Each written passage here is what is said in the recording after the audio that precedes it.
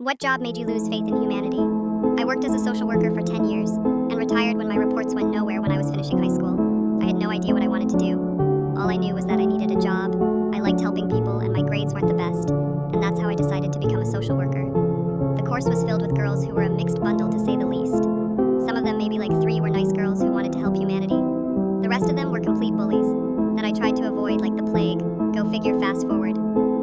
4 years later, I got my degree and was assigned to work in CPS for $30,000 a year with 14-hour shifts. And don't get me wrong, I know it was the path I had chosen, but it still sucked a lot because even aside from the pay, what I see every day is enough to bring some people to their knees. Kids being beaten with no way out, parents lighting their offspring on fire, infants found in conditions that could unalive a grown man. And the worst part was I couldn't even do anything. It was like the systems in place were designed to make as little change as possible.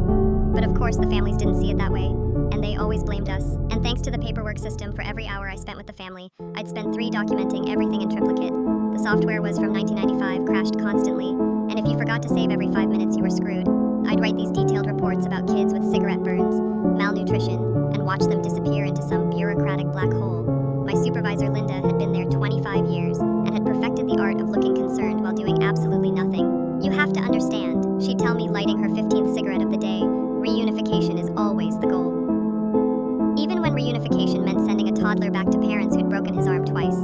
The worst cases were the ones where you knew something terrible would happen. This one family, the Johnsons, had more red flags than a communist parade.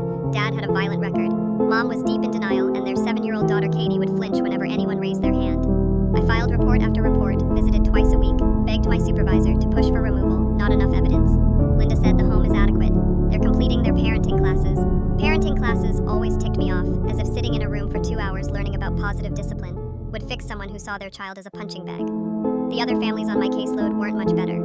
Single moms who aged 10 years in one trying to work 3 jobs while their kids raised themselves, grandparents suddenly caring for 6 grandkids because their adult children were lost to the substance crisis. Foster families who were clearly in it for the monthly check, and through it all, us social workers were the enemy.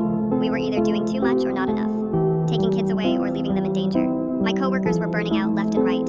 Sarah quit after a baby on her caseload, died when she'd flagged for emergency removal 3 times. Marcus started drinking heavily after testifying in court for the 100th time, only to watch another abuser get unsupervised visitation in my office of 12. I was considered a veteran after just 2 years. The Johnson case haunted me the most. I knew something was building. Dad was getting angrier during visits. Mom was coaching Katie on what to say. Then came that Tuesday evening, a neighbor had called about screaming and I had to do an emergency home check. I should have brought the police, that's what the protocol said, but they'd stopped responding to our calls unless there was immediate danger.